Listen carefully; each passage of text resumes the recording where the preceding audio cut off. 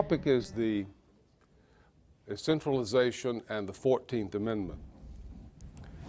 And to appreciate the relevance of the 14th Amendment for the problem of centralization that we've been discussing, let me say a little bit about liberty and federalism. There are, following some things I said in the first talk I gave, when I laid out three models of political order, the Aristotelian polis, which is a little republic, city-state, the Althusian federation, and the Hobbesian unitary state.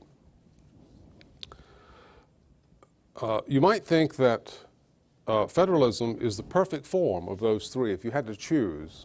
The Aristotelian polity is a bit too provincial, and the Hobbesian polity is too centralized and will crush out independent social life. So the federation seems to be, in a way, the perfect form for human beings. There's another reason to think this. Let's look at liberty. What is liberty? I think we can discern two aspects in human liberty. One is the liberty of the individual, the right to, as Hobbes said, pursue your own power and glory, or, in more friendly terms, the right of a person to determine his own life plans according to his own lights. We might call this individual autonomy.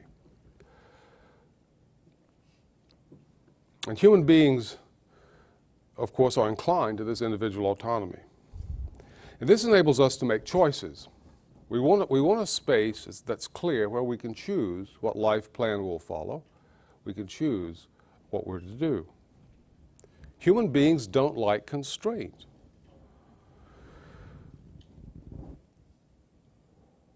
But that liberty can't stand on its own, because it's not just choices. Friedman wrote a book, Free to Choose, and he's talking about that kind of liberty. It's not just choices we want to make, it's meaningful choices.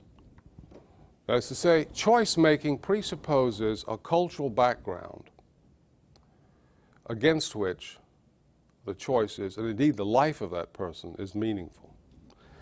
Eliot said that, and I think I quoted this earlier, that culture is what makes life worth living.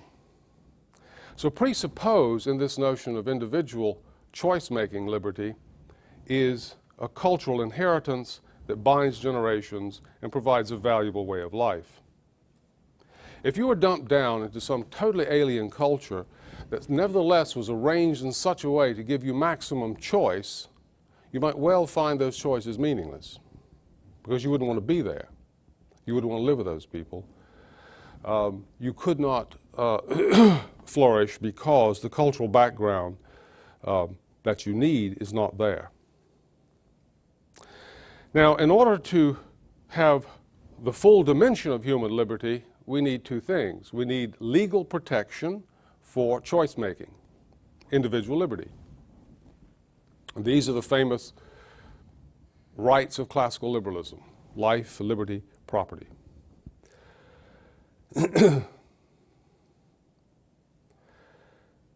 But in order for the use of liberty, property, and life to be meaningful, we need legal protection for a whole way of life. What language will our children speak? Spanish or English? If you're in a political society, you need legal protection for that. And what language will the laws be written in? They're going to be laws, even on a very minimal libertarian state. What language will they be written in? What books will your children be taught? And so on. Now, a lot of this can be handled by voluntary association, but if we have a political society at all, and we're assuming that, then that political society will provide some legal protection for a valuable way of life. Now, humans disagree on what is a valuable way of life.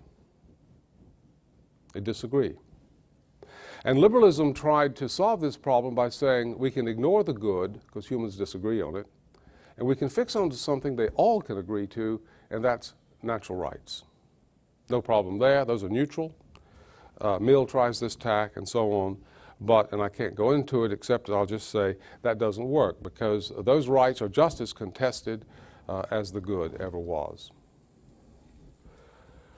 And insofar as they are indeed neutral, insofar as they can be neutral, they're indeterminate. They're too abstract. Okay, so it looks like federalism is going to be the solution to the problem of human liberty, because federalism is an arrangement whereby there'll be legal protection for individual rights in terms of the minimal rights of classical liberalism, and legal protection for valuable ways of life. The Swiss cantons have different languages, and they can protect the public character of those languages. So that's a great thing about federalism. Now, federalism, though, is the most difficult system to maintain because the citizens who live in a federal regime must have federal souls. They have to have federalist characters. And this means they've got to be able to tolerate whole ways of life that are different from their own. And as Professor Lentz reminded us, human beings seem to lack this federalist character. It's a very difficult thing to maintain. You've got to constantly balance the centralization that's needed to protect individual liberty across the whole federal scheme with the legal protection needed to protect valuable ways of life in the federal units. Now, Switzerland is a very good example of a federal system in which the people seem to have federalist souls worked out pretty well. I don't want to romanticize Switzerland. There are things about it that it's boring in many ways, in some respects, at least from my point of view. But anyway, Switzerland's a very interesting country. It has an armed militia. Every male citizen from 18 to whatever it is, 40-something, is in the militia. I meet people in Switzerland, scholars whom I know, who are on the left, and they're all in the militia. You know, it's interesting to see people on the left who are colonels in the Swiss militia. You have to be in the militia. You work your way up. The secretary of the Swiss Academy, I know, and he's a bit on the left, and he's a Swiss colonel. You can buy weapons easily in Switzerland. There are a couple thousand shooting clubs. The government subsidizes ammunition for its citizens, and they expect them to practice regularly. You can buy anti-tank weapons. You certainly would want your citizens to have anti-tank weapons in the basement in case the Germans tried to roll in. And with a license, you can buy howitzers. We've got to control that a bit. But Switzerland has a citizens' army. They never have to worry about federal troops coming into the cantons because there aren't any federal troops.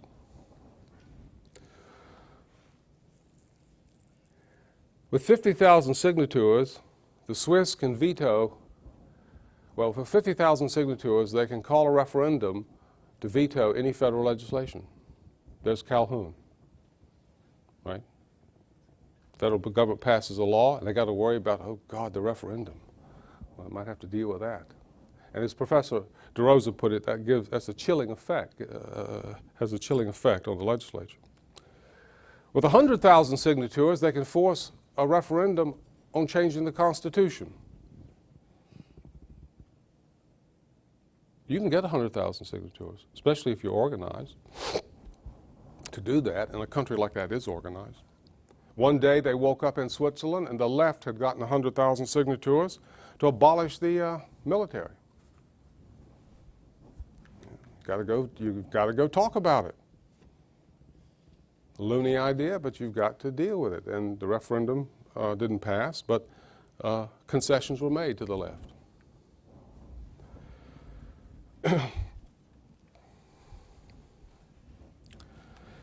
Swiss women did not get the right to vote till 1971. And then it was canton by canton. And the last canton to give the suffrage in full was in 1990. So during that period, there were people, you just had to tolerate cantons that had a different view on this. And you had to make a case, and it took time, and now the franchise is there. And of course, one reason is that the old Republican notion that citizens bear arms. And if you're serious about bearing arms, you have to be if you have a citizens militia that's any good, one that's better than a drinking club. I mean, militias tend to turn into drinking clubs. But if you're serious about that, then you have to have some status for the citizens who do this, and women didn't do it, so they didn't have that status. But Switzerland then is a federal system in which the people seem to have federal souls.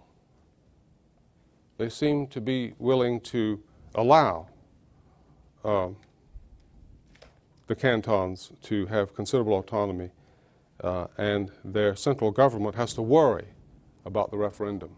Now, in the United States, if you want to change the Constitution, you can't just get 100,000 signatures to force a referendum on the Constitution or some part of it. What do you have to do? Congress has to, by 2/3, frame the amendment to the Constitution, and then send it out to the states. The states can call a convention of the states, but Congress will actually call it. The states can call it, but Congress is going to manage it, and if Congress manages it, it can fiddle with it. It was not too long ago that the states were close to having the number required for a constitutional convention. And nothing was said about it. I discovered it. I can't remember. You remember this? Does anybody remember this? What was it, 10 years ago or something, 12 years ago? Just a few states were needed to complete it, and there'd been no talk about it. The media hadn't said boo about it. It was a silent thing that happened. I said, goodness. Suppose they had gotten those votes. You can easily imagine that Congress could have fiddled around with some interpretation and not actually called the convention. So you're going to have to go to the center in the United States, pretty much, to get a change in the Constitution. Now, the Confederate Constitution, as Marshall DeRosa pointed out, required only 3 states. So it's like those people had federal souls. Only 3 states were needed to force a vote on a constitutional amendment. Imagine the school prayer issue in the late 50s. And the court had no authority over religion. 14th Amendment doesn't give it authority over religion. They claimed it did. They took that from the states. Now, if at that time, you can easily imagine that at that time, 3 states could have put forth an amendment saying that the regulation of religion is reserved to the states. I'm sure that would have happened. Don't know, but I'm sure that would have happened. Conservative religious states, people. And then the people would have to vote on it. And if it were put to the American people, everywhere in America, prayers are being said in schools. If it were put to the American people, the amendment wouldn't have passed, I don't think. I mean, would have passed. Or abortion. Can't you imagine 3 states forcing a vote on whether abortion is constitutional or not? But we didn't have the opportunity because our Constitution is developed to discourage federal souls. Aristotle said, if you don't exercise a virtue, you lose it. We all know that. If the rules are rigged in such a way that you cannot exercise political virtue, as the Swiss have to exercise it, and they sometimes complain about it because they always have to vote. God, here's another referendum. This time they want to get rid of the army. Okay, we've got to go out and vote. But at least you're exercising civic virtue. But if the rules are rigged where you don't exercise it, then you lose it. Okay. Now, I want to talk about how how we lost federalism in respect to how we lost federalism and how the 14th Amendment is a major player in this. We've talked about the Kentucky and Virginia resolutions, which asserted the right of an American state, since it is sovereign, to veto or interpose or nullify an unconstitutional action of the central government.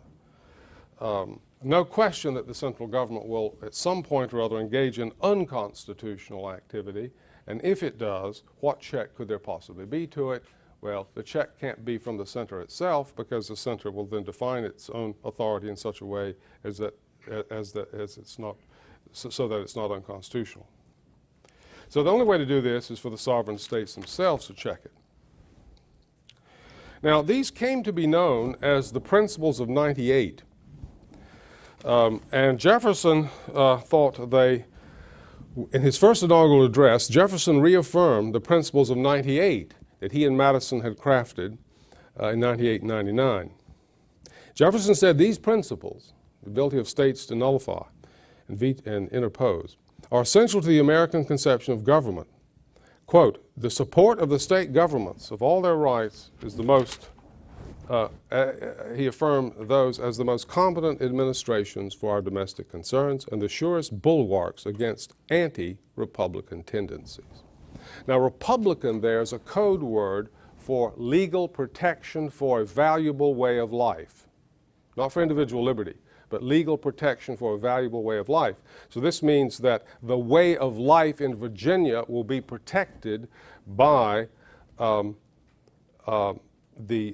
Principles of '98 as constitutional law.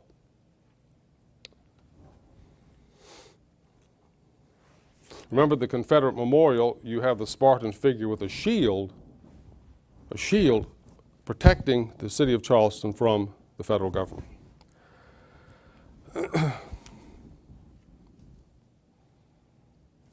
The Principles of '98 refer to the 10th Amendment as guaranteeing that all powers not delegated to the central government by the states are reserved to them. Jefferson elsewhere described the 10th Amendment as, quote, the foundation of the Constitution. It was on this foundation that he hoped to bind the central government down with what he called, quote, the chains of the Constitution.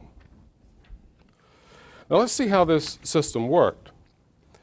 Very early, we had a case, which has already been mentioned, Chisholm versus Georgia,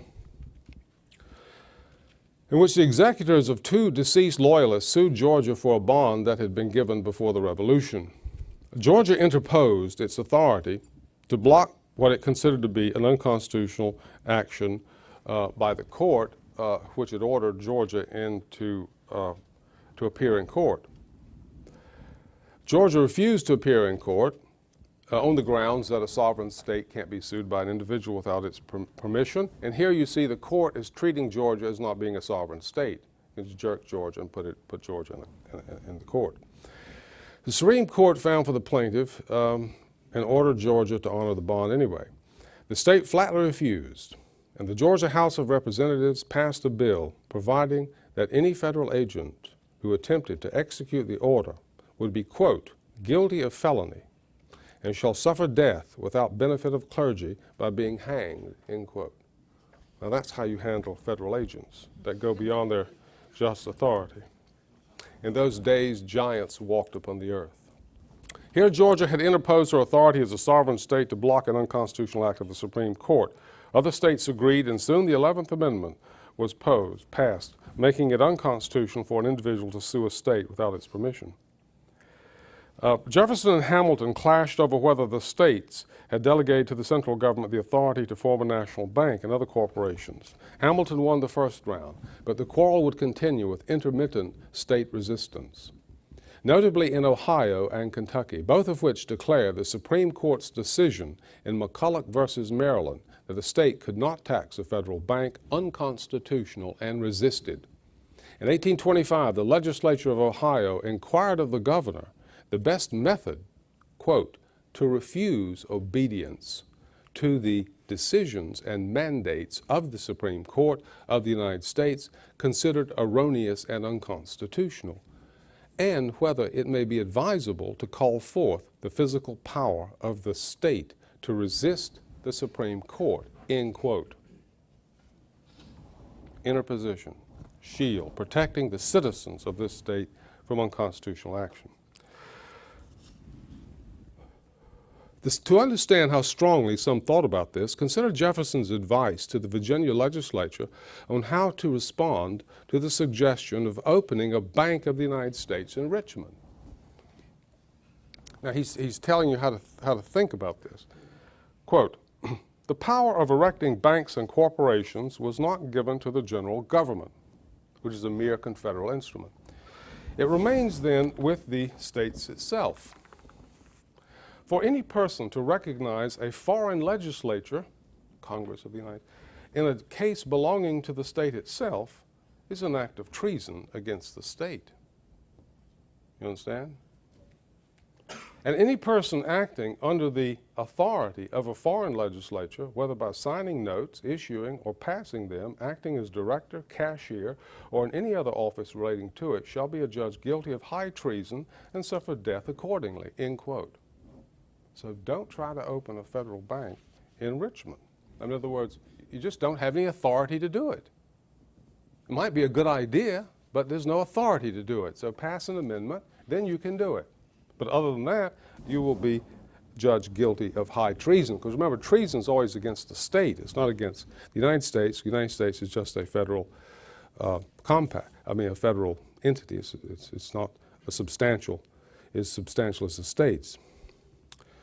In other words, it's an agent of the states. Backed by sentiments such as these, Andrew Jackson was able to destroy the Second Bank of the United States.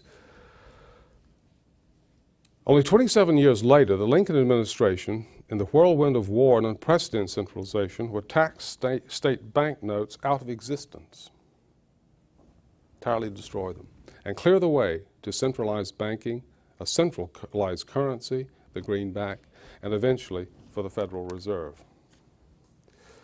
Article 25 of the Judiciary Act of 1789 gives the Supreme Court appellate jurisdiction over cases in which state laws are held to be unconstitutional. Now, a number of states had questioned the constitutionality of Article 25. I mean, Congress had passed it, but still might not be constitutional. And who's going to decide?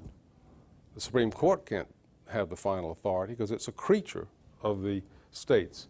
The sovereigns themselves have to decide. Massachusetts said this is a question of much doubt and argument, whether this Article 25 of the Judiciary Act is constitutional. But the most dramatic and thoughtful challenge came from Virginia. The Supreme Court, in the case of Hunter's lessee, struck down a Virginia law. Judge Spencer Roane of Virginia Court of Appeals summoned the state's leading lawyers to argue before the Court of Appeals as to whether the U.S. Supreme Court had jurisdiction over Virginia's highest court on a question of state law. The arguments took 6 days.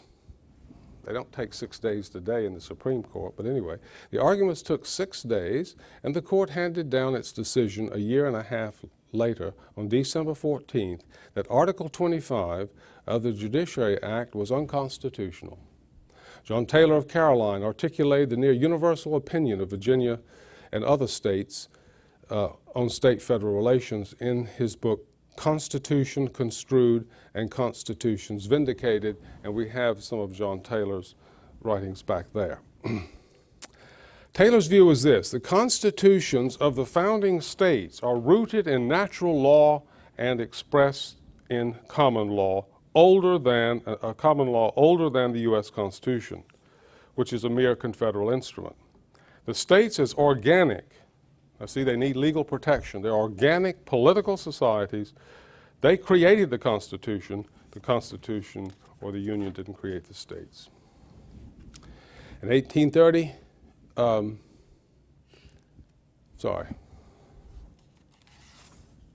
the Constitution vests the federal courts with supreme jurisdiction over collisions of individuals in the domain of the enumerated powers granted the central government, but not over state laws.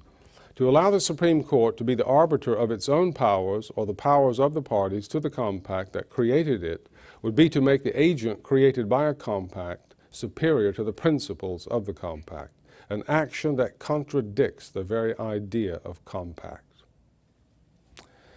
In 1830, the governor and the legislature of Georgia denied the Supreme Court appellate jurisdiction over an issue arising under state law and so nullified Article 25 of the Judiciary Act. Andrew Jackson supported the state and worked to repeal Article 25 of the Judiciary Act. In 1854, the California Supreme Court denied the U.S. Supreme Court appellate jurisdiction under Article 25 of the Judiciary Act.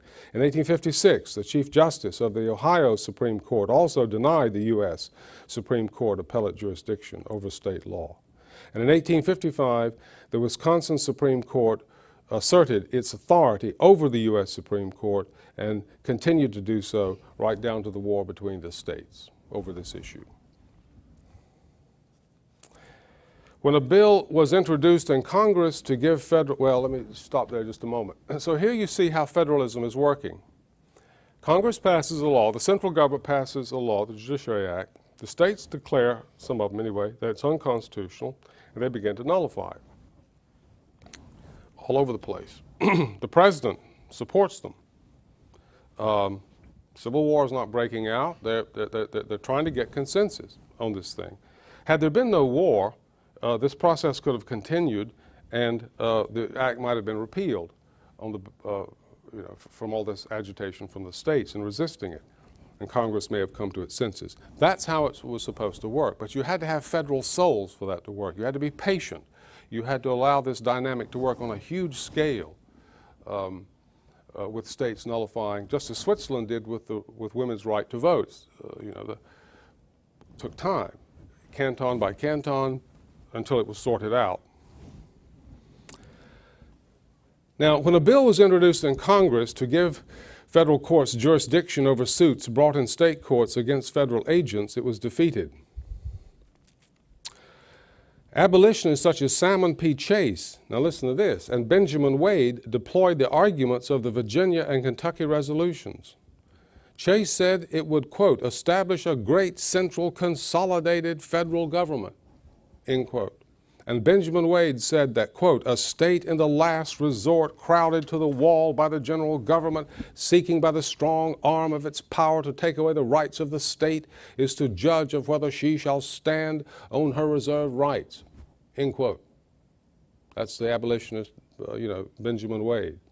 They're both speaking right out of the Kentucky and Virginia resolutions. Now, conflicts between the states and the Supreme Court was not the only area in which interposition and nullification occurred. The states and Congress also came into conflict. Okay? So the states are nullifying the judiciary, but now they also have problems with the Congress, and later we're going to see their problems linked with the executive. Vermont nullified federal fugitive slave laws in 1840, 1843, and 1850. So did Massachusetts in 1843 and 1850. And Massachusetts declared the Mexican War unconstitutional in 1846. And John Quincy Adams in 1843 even thought Massachusetts should secede. The most serious conflict between states and Congress arose over whether Congress had the authority to raise and spend money on internal improvements. Now, the Constitution gives the Congress authority to spend money on carrying out its enumerated powers, and I won't go through those powers, but they're enumerated, but nothing else. So if Congress starts trying to spend money on other things, the question is not whether it's a good policy, but whether Congress has the authority to carry out this good policy. If it doesn't have the authority to carry it out, you need to change the Constitution. Now, the founders typically understood the General Welfare Clause very narrowly in terms of this enumerated list, but by the late 20s, a new nationalist argument began to surface. It was now said that Congress could raise money and spend it on whatever, in its view, would promote the national interest. So now we're getting this nationalism drifting over. Not that it wasn't intimated here earlier, but it's very popular in Europe now. And just as the Hebrews, at one point told Samuel that they wanted a king like everybody else, America wanted to have a nation person like everybody else in Europe had a nation person. Well, this means they don't want to be federalists anymore. It's like the Hebrews did not want to be governed by the judges, they wanted a king. But where would it get its revenue? Where would the government get its revenue? From 1830 to 1860, the government lived off a tariff on imports and land sales. And as we've said, the South funded around 75 to 90% of this revenue. The tariff of 1828 was 50% on imported dutiable goods. It devastated the South Carolina export trade, and the legislature nullified the tariff until reduced to 10%. The state had no objection to a tariff to pay for exercising the enumerated powers of Congress, but a tariff to raise revenue to improve northern infrastructure at its expense was not within Congress's enumerated powers. Congress, with Jackson's approval and leadership, passed the force bill authorizing the president to send troops. South Carolina mobilized to resist, tension was high, and Congress began to rethink. Henry Clay worked out a compromise in which the tariff would be reduced, but retained the force bill. What did South Carolina do? South Carolina promptly rescinded nullification of the tariff and then nullified the force bill. Got it? So they got a compromise, but South Carolina never renounced its right to nullify unconstitutional actions, what it considered to be unconstitutional actions. We've discussed the nationalist and the compact theory of the Union and the Constitution. Lincoln, as you know, refused to acknowledge that the states had seceded. His theory was that the Union's indivisible, that states are like counties in a state, and so just as a county, not being sovereign, but being a creature of the legislature, cannot secede on its own, so an American state, being a creature of the American people, cannot secede on its own. So Lincoln is thinking of American states as like counties in a unitary state. So when Southerners deny that and secede on the grounds that they're sovereign political societies, demanding legal protection, in this case, constitutional a right to secede, he invades. And here's a massive use of power of the executive and a massive nullification, namely military resistance to invasion by the commander-in-chief of the Union forces. Now, after the war, Congress would continue Lincoln's work of centralization with an arbitrariness unthought of in the history of the Republic. Lincoln, too, is arbitrary. Lincoln, suspended rid of habeas corpus. He closed down some 300 newspapers, used the military to get elected, and illegally raised funds to invade and arm the Union forces early in the war. After the war, it was thought that state and federal relations would try to come back in some normal fashion, and Lincoln had hoped that would happen, and President Johnson tried to follow Lincoln's plan. The southern states were included in the number of states required to ratify the 13th Amendment, prohibiting slavery. Mississippi's Constitution abolished slavery before the 13th Amendment was even ratified. But radical Republicans resolved to control Reconstruction policy and passed the 14th Amendment June 13, 1866, and submitted it to the states for ratification. The amendment overturns the Dred Scott decision by declaring that anyone born in the U.S. is a citizen, and that no state can deprive a citizen of the privileges and immunities of a citizen, nor deprive any person of life, liberty, or property without due process of law. Suffrage was left to the states, but if blacks were not allowed to vote, a state lost representation proportionally. Certain classes of Confederates were barred from holding federal and state offices, Confederate debt was repudiated, and Congress was given power to enforce these provisions. The ratification process of this most famous of all amendments began and ended in spectacular violations of the rule of law. Southern representatives were not admitted to Congress, even though their governments had been recognized among those needed to ratify the 13th Amendment. So, you needed to ratify the 13th Amendment, but you can't actually show up in Congress.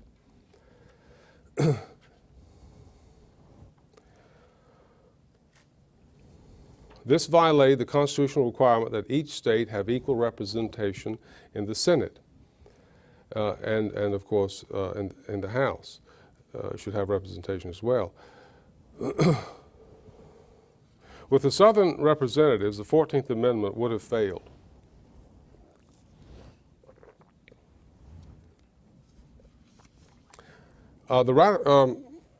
Even so, it failed by one vote in the Senate. Senator John Stockton of New Jersey had been a vigorous opponent of the 14th Amendment. And a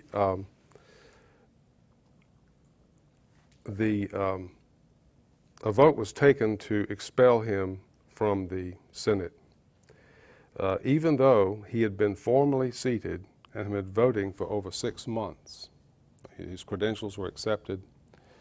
The motion to unseat Senator Stockton passed by a majority of 1, and he was unseated, even though the Constitution explicitly requires a 2/3 majority to expel a member. The radicals shamelessly replied that retroactively unseating a member is not the same as expelling him. I mean, it depends on what you mean by is. So, I mean, he's expelled by 1 vote, even though, a 2/3 vote is required.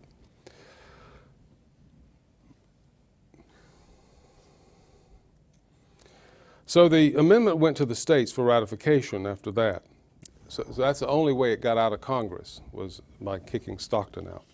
All the southern states voted no, except Tennessee, whose vote was illegal since the legislature did not have a quorum. They simply left. They seceded from the legislature. Enough of them did, so there wasn't a quorum. Oregon's ratification was also illegal and was later rescinded.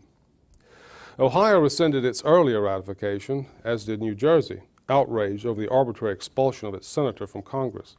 Delaware, Maryland, California, and Kentucky rejected the amendment. The amendment failed to receive even a simple majority, much less the 3/4 needed for ratification. But the radicals were undaunted, and in March 1867 passed the Reconstruction Act, which now declared that, quote, no legal state governments existed in the 10 southern states that had refused to ratify. The quote is, no legal state governments, end quote, existed. I've paraphrased the rest of it. The region was divided now into 5 military dictatorships. Black males were enfranchised, and all whites that had supported the Confederacy were disenfranchised. The voters were to elect delegations to a convention that would produce a constitution giving black males the vote and would ratify the 14th Amendment. After this was done, Congress would consider ending military rule and readmit the states to the Union. In vain did President Johnson protest that the Reconstruction Act violated the 5th Amendment and was a bill of attainder against 9 million people, all of whom were deprived of political and civil rights without due process and without representation in either the Senate or House. So we have a bill of attainder against 9 million people. Having no means of political resistance left, the South turned to the Supreme Court for relief. The court ruled in Ex parte Milligan that martial law could not be constitutionally imposed in the absence of war and rebellion.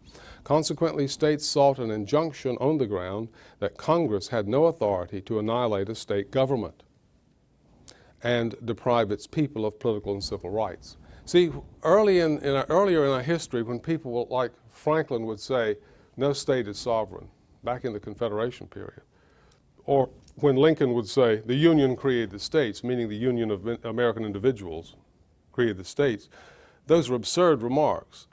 But when you start using language that way, step by step, it can become policy. So now the states are not just saying, the center is not just saying the states aren't sovereign, they're actually destroying them, quite literally.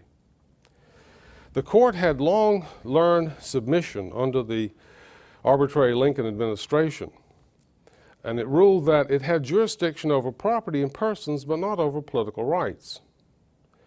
Southern hopes revived when the court took up the case of Ex parte McCardle, which did involve confiscation of property under the Reconstruction Act. Unfortunately, while the case was under review, Congress passed a bill removing the court's jurisdiction in the case. So they changed the rules in the middle of the game, which they can do. Nothing illegal about it. Congress had required a majority of the registered voters to approve the Reconstruction Constitution, so a majority of the registered voters. In Alabama, voters stayed away from the polls.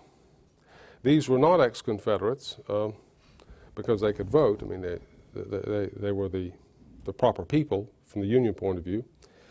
They stayed away as a way of blocking the centralization they feared would come with the 14th Amendment. The Constitution passed, but with a simple majority of votes, but without the required majority of the required voters, of the registered voters, sorry, without the required majority of the registered voters. Congress simply changed the rules retroactively to make a majority of those voting sufficient, not a majority of the registered voters. So it passed. We're talking about a very small percentage of the people of the state in this matter. Eventually, the southern states, weary of feudal resistance and oppressed by military dictatorships where judges, governors, and other elected officials were removed by military commanders, and fearing proposals by radicals in Congress that property would be confiscated and redistributed, finally agreed to the terms of the Reconstruction Act. And the 14th Amendment was ratified by point of sword. But the crowning constitutional absurdity was that only a legally recognized state could ratify an amendment. And by the Reconstruction Act, the southern states that ratified were not states at all, because the act declares them to have no legal status as governments. And so we're incapable of ratifying any amendment whatsoever. So if you ratify the amendment, you can become a state. A nonsense on stilts, but that's, you know. Without the southern non-states ratifying, the 14th Amendment would not have been ratified. And indeed, if due scrutiny were given to West Virginia, which was illegally carved out of Virginia, that was one of the states, and to legal improprieties with Nevada and New Mexico, the amendment would not have passed in any case, even with the forced ratification of the southern non-states. The recognition for ratification of the southern states logically implied that all American states were now, as it were, non-states. In other words, there are no genuine political societies now. Congress can destroy states. If it can do that, the states are not genuine political societies, and therefore they have no legal protection for whatever valuable way of life they may try to live out. So one half of liberty is gone.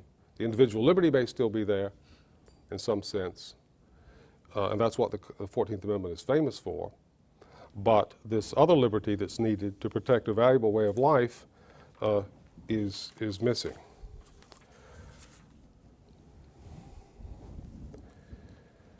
Okay, I think I will just stop here, except to say that I wish I had more time, and maybe Marshall DeRosa can take up some of the slack in this in talking about how the 14th Amendment has been used to centralize power. There's a book by there, which I highly recommend, by Raoul Berger called Government by Judiciary. And if you really should read this if you're interested in the question of the 14th Amendment and centralization, because he lays out the scholarship very nicely. So if you're a student, it's a good resource book. And what he argues is, leaving aside what I've tried to show is the 14th Amendment was never constitutionally ratified. It was imposed by force. Okay? We see a battle in America, the states nullifying the judiciary, Chisholm versus Georgia, et cetera, with the bank and all the rest of it. The states nullifying acts of Congress, Article 25 of the Judiciary Act.